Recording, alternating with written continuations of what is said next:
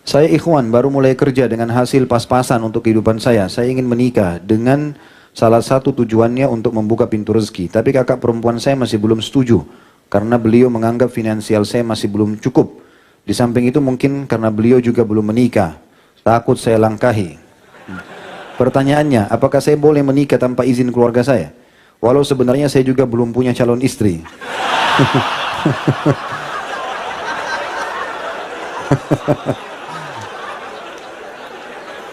Dari tadi kita baca di awal ini pikirannya sudah ada apa?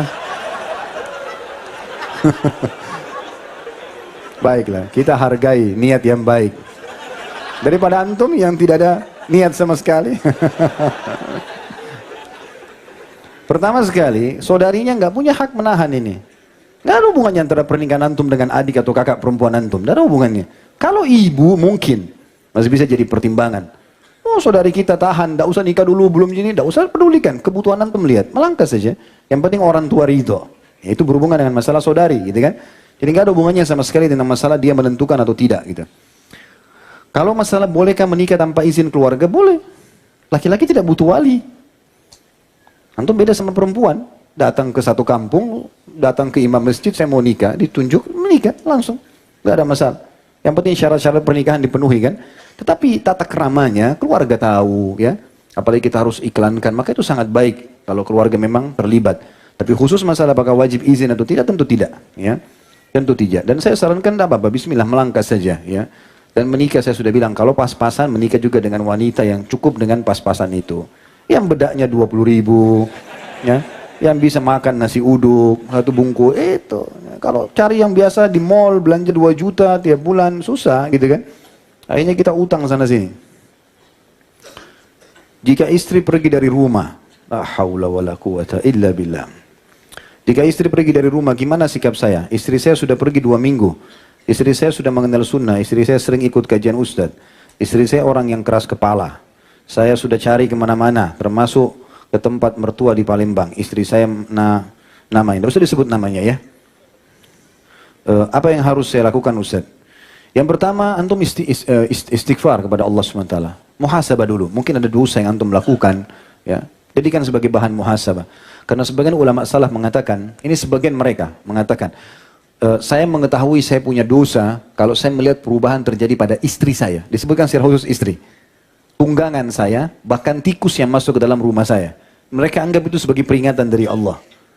Jadi tidak ada salahnya, antum istighfar kepada Allah SWT. Mungkin ada sesuatu salah antum tidak tahu dari makanan haram atau yang lainnya. Yang pertama.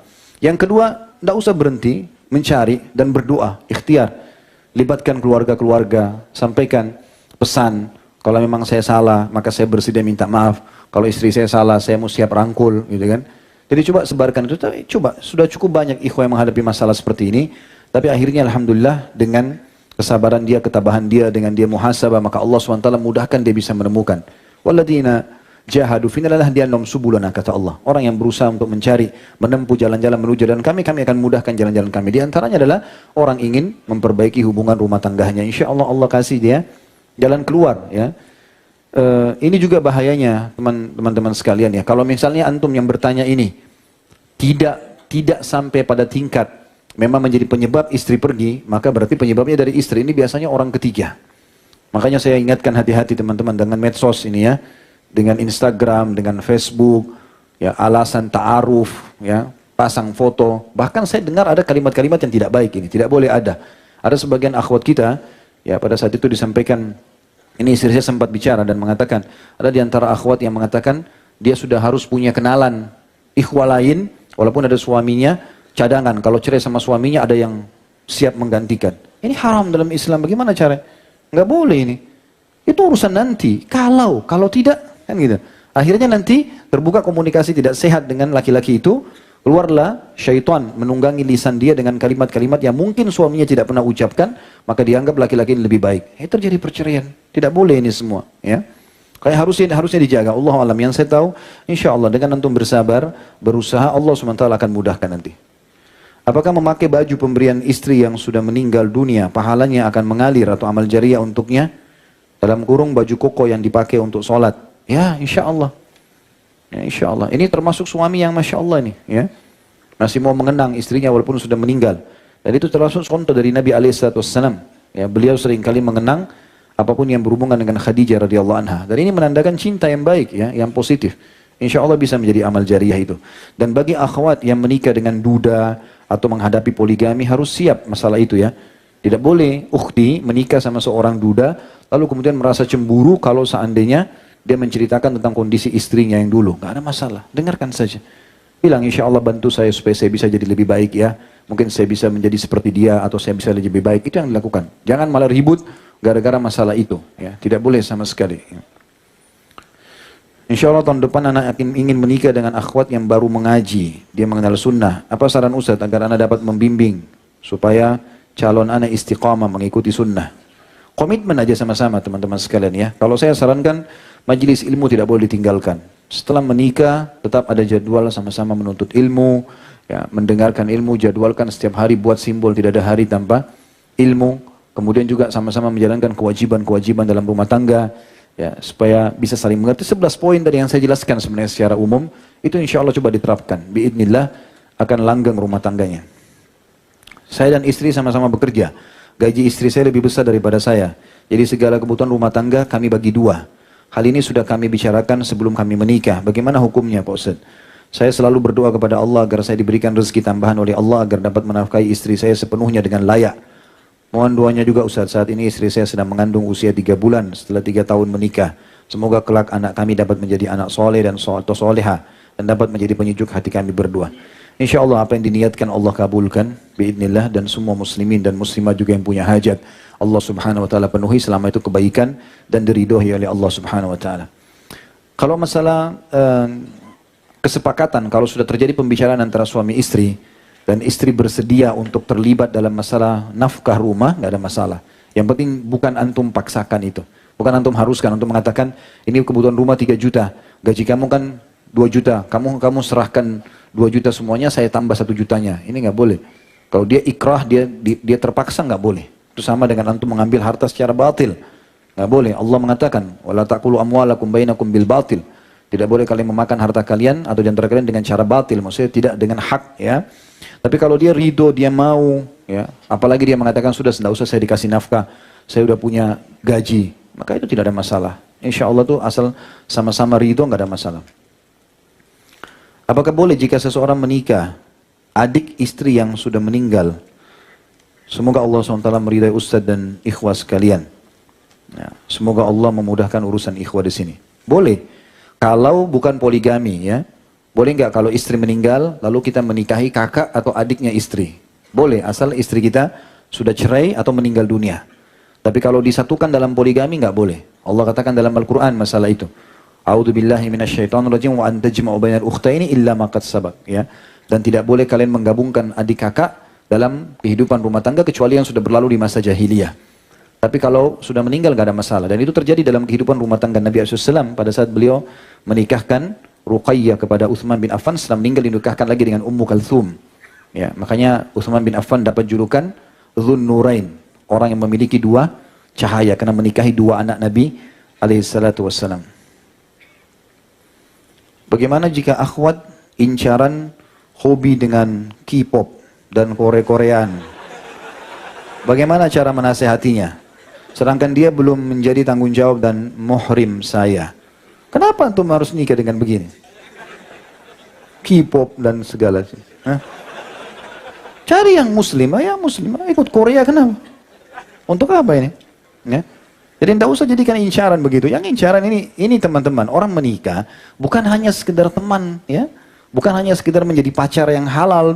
Dia memang akan jadi ibu anak-anak kita, akan jadi kadang-kadang di satu sisi dia bisa menjadi teman, sahabat bertanya. Bisa menjadi tempat untuk berbicara, tempat teman untuk berbicara, bisa segala macam, fungsinya banyak sekali istri itu. Jadi bukan hanya sekedar istri menikah kemudian hanya dinikmati dari sisi biologis, bukannya itu, terlalu sempit kalau rumah tangga seperti itu. Makanya teman-teman harus wanita yang dewasa, yang bijaksana, ya, yang sudah siap untuk menjadi istri. Kalau antum habiskan waktu hanya untuk mengurus dia dengan kekanak-kanakannya, dengan pergaulannya, ini habis waktu untuk apa? Apalagi teman-teman yang pekerja keras, Masya Allah sudah kerja di Jakarta, butuh istri yang sudah mapan, yang siap untuk masak. Kita pulang ke rumah, rumah sudah siap, dia juga sudah siap, bukan lagi baru dipandu, ya. Maka ini poin yang harus dijadikan sebagai bahan pertimbangan. Allah alam, yang saya tahu begitu. Bahkan saya tahu seorang ikhwah, dia mengatakan, Ustaz, saya salah nggak? Kalau saya S1, saya ingin cari istri saya yang S2. Kalau saya S2, saya ingin cari yang S3. Saya tanya kenapa? Karena saya ingin seorang istri, Ustaz, yang sudah siap untuk melayani saya di rumah. Saya bilang nggak salah. Bisa saja. Karena memang ada orang tidak mampu, teman-teman, mengurus anak yang masih 17 tahun, 15 tahun, 18 tahun, sibuk. Ya, kita pulang bukannya siap makanan malah minta permen. Ya. Malah minta ini dan itu. Akhirnya tidak, rumah berantakan, tidak diurus. Nah, itu bukan itu yang diharapkan dalam rumah tangga. Diharapkan orang yang sangat mapan. Makanya perlu tahu keluarganya, perlu berbicara sama keluarganya, ya, sampai di mana pendidikan rumah tangga itu yang sudah diajarkan oleh orang tuanya. Ada orang tua Masya Allah bijak, anak-anaknya dari kecil sudah dilibatkan di dapur, anak perempuannya sudah dilibatkan dalam membersihkan rumah, dilibatkan untuk menjaga adik-adik yang kecil, jadi dia sudah terbiasa. Ada tidak sama sekali, ya. Ada sebagian ikhwah menikah dengan seorang akhwat yang Masya Allah di pengajian jilbabnya besar segala macam, begitu memang kita dia kaget. Jadi tidak tahu masak, tidak tahu buat masak nasi, nggak tahu. Gitu. Gimana caranya? Harus suami yang ajarin. Apalagi kalau goreng, apalagi kalau ini, belum pakaian, harus minta sama orang tuanya terus. Orang tuanya yang cuciin bajunya, orang tuanya segala macam. Ini tidak mendidik, sehingga ini tidak mapan, gitu kan.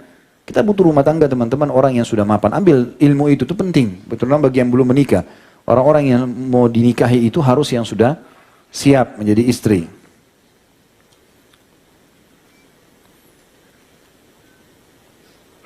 Saya mendapatkan jodoh saya. Dua dan ikhtiar sudah saya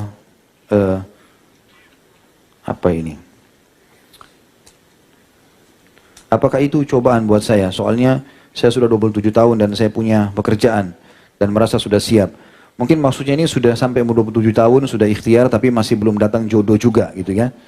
Kalau memang betul-betul ya, artinya dengan kita coba membuka diri, belum ada yang melamar, misalnya kalau ini akhwat ya, kemudian memang setiap ada yang melamar terus kemudian gagal lagi, maka bersabar, nggak ada masalah. Bersabar saja, insya Allah, Allah SWT akan datangkan yang terbaik. Selama kita benar di jalan Allah SWT tidak ada masalah. Ya, ada banyak akhwat yang Masya Allah, Allah SWT berikan dia cobaan, nanti umur 30 tahun, 33 tahun, 35 tahun baru dia menikah. Tapi diberikan oleh Allah SWT laki-laki yang cocok buat dia. Makanya teman-teman dalam berdoa, dianjurkan untuk tidak tanda kutip di sini mengatur Allah. Saya pernah ingatkan itu ya, waktu kami tabligh akbar di Makassar itu dengan Dr. Ziyad Abadi, hafizahullah, salah satu pakar hadis dari Jordan, pernah datang di Indonesia, mengisi daurah buat dai-dai di Malang waktu itu. Kemudian beliau di Makassar, saya kebetulan ada acara tabligh akbar lalu saya terjemahkan beliau. Beliau mengatakan, salah satu yang dikatakan adalah judul tabligh akbar kalau tidak salah wasiat emas para kaum salaf. Di antaranya dia bilang, saya mau berbagi ikhwan dan akhwat sekalian. Saya ini dulu waktu menikah karena semangatnya ingin punya anak yang pejuang, yang jadi dai, yang jadi mujahid, dia bilang. Maka saya bilang, ya Allah jangan engkau karuniakan aku anak kecuali laki-laki. Ya. Saya selalu bilang begitu. Maka dia bilang, subhanallah 5 kali istri saya hamil, 5 kali keguguran. Dan selama keguguran itu, anak saya semua perempuan itu. Karena dia minta kepada Allah SWT, jangan kasih anak kecuali laki-laki. Jadi 5 kali gugur terus. Sementara itu anak perempuan yang Allah kasih. Gitu. Dia bilang, lalu kemudian saya temui guru saya, kebetulan beliau muridnya Syekh Albani, rahimahullah. Maka dia bilang, saya tanya sama Syekh Albani, Syekh, tolong nasihatin saya, doakan saya supaya saya dikasih anak. Maka Syekh mendoakan, semoga Allah karuniakan kau anak yang saleh. Laki-laki atau perempuan. Gitu kan. Padahal Syekh tidak tahu permasalahan dia bilang, tidak tahu kalau istri saya sudah keguguran sampai 5 kali. Maka saya pun berdoa seperti apa yang guru saya berdoa, ya Allah karuniakanlah saya anak yang soleh atau soleha. Maka setelah itu lahirlah anak. Saya kebetulan pernah datang ke Jordan ke rumah beliau di Amman, diundang makan waktu itu sebelum masuk ke Palestina. Maka pada saat itu makan di rumah dilihatin sama dia, ini Khalid anak-anak saya, anak laki-lakinya ada berapa, 3 orang atau 4 orang, ada anak perempuannya, tapi anak perempuan karena sudah dewasa di dalam. Dia bilang, alhamdulillah saya sekarang punya anak 6 atau 7, anak dia laki-laki dan perempuan, ya, selang-seling satu sama yang lain. Dia bilang setelah saya berdoa begitu, alhamdulillah istri saya hamil, melahirkan normal semuanya, dan sampai sekarang semuanya sehat, gitu kan. Artinya teman-teman, minta kepada Allah Subhanahu wa taala secara umum. Ya Allah karuniakan saya pasangan yang saleh dan salehah. Tidak usah sebutkan kriterianya. Ya Allah saya mau yang tinggi, yang putih, yang begini dari keturunan ini. Jadi kalau belum ada itu tunggu sampai datang, gitu kan. Tapi kalau kita serahkan kepada Allah Subhanahu wa taala, nanti Allah tunjukkan kepada kita, insya Allah itu akan lebih mudah, ya. Karena kebanyakan juga ini tadi saya bilang, kalau seandainya memang yang bertanya ini sudah ikhtiar dan belum datang, bersabar. Tapi kalau sudah datang dan dasarnya kita banyak menolak, maka ini harus hati-hati. Waktu Nabi SAW melamarkan buat Julaibib. Julaibib ini sahabat Nabi, memang disebutkan cirinya begitu ya, wajahnya agak kurang, fisiknya kecil ya. Sampai waktu dia meninggal mati syahid itu diangkat oleh Nabi SAW dengan satu telapak tangan, karena kecilnya sahabat Nabi. Nabi SAW sayang sekali sama Julaibib. Sampai beliau mengatakan, Julaibib bagian dari aku bagian dari Julaibib ini. Waktu mati syahid. Dan memang betul-betul walaupun badannya kecil tapi imannya kekar. Dia waktu ditemukan di perang Uhud meninggal, itu ada 6 atau 7 orang kafir mati di sekitar dia, dibunuh oleh dia. Yang jelas Nabi SAW datang ke rumah seorang Ansar, terkenal punya anak gadis cantik dan pintar, orangnya punya kelebihan wanita tersebut. Lalu Nabi SAW mengatakan setelah salam, saya punya hajat dengan anak perempuan kalian. Artinya seperti Nabi mau lamar. Tiba-tiba mereka sangat senang mengatakan, kalau untuk anda ya Rasulullah, silahkan. Jadi setiap saat kami bisa menerima lamaran itu. Kata Nabi SAW, bukan buat saya, tapi untuk Julaibib. Gitu kan? Maka kata mereka, kalau Julaibib, kami pertimbangkan ya Rasulullah. Gitu. Karena memang Julaibib dikenal orangnya, fisiknya kurang, paras wajahnya kurang, gitu loh. Tapi hikmahnya luar biasa. Ternyata anak perempuan ini orang beriman kepada Allah. Lalu dia, kata Nabi SAW, cobalah tanya anak kalian. Maka mereka tanyalah. Ditanyakan. Lalu kata perempuan tersebut tiba-tiba membuat kaget orang tuanya, jangan tolak lamaran Nabi SAW untukku. Maka diterimalah lamaran Julaibib dan akhirnya perempuan itu menceritakan, setelah itu betul Allah memberikan ya taufik, kemuliaan dengan Julaibib ini. Dan dia mati syahid, pasti dia masuk surga gitu kan. Itu juga dengan kasus waktu menikahnya Zainab binti Jahash dengan Zaid bin Harithah, walaupun nanti cerai. Tapi Nabi SAW yang memberikan pilihan. Menikahnya Bilal dengan wanita-wanita mulia dari Ansar. Itu semua pilihan Nabi SAW. Artinya, kalau telah datang teman-teman, bukan cuma sekedar fisik jadi tolok ukur, tapi minta petunjuk kepada Allah Subhanahu Wa Taala. Mungkin menurut kita tidak baik, tapi menurut Allah Subhanahu Wa Taala baik. Mungkin itu yang terbaik buat kita, gitu kan? Kalau kita tulus menerima hukum Allah Subhanahu Wa Taala, maka Allah akan bisa ubah keadaan-keadaan mungkin di mata orang biasa, tapi di mata kita punya kelebihan. Wa asa an tuhibbu syai'an wa huwa syarrun lakum. Mungkin kalian suka sesuatu tapi itu buruk buat kalian. Wa asa an takrahu syai'an wa huwa khairun lakum. Atau kadang-kadang kalian membenci sesuatu tapi itu lebih baik buat kalian. Wallahu ya'lamu wa antum la ta'lamun. Allah lebih tahu dan kalian tidak tahu masalah itu. Jadi mungkin Allah alam saran saya untuk penanya seperti itu. Mudah-mudahan bisa difahami masalah ini.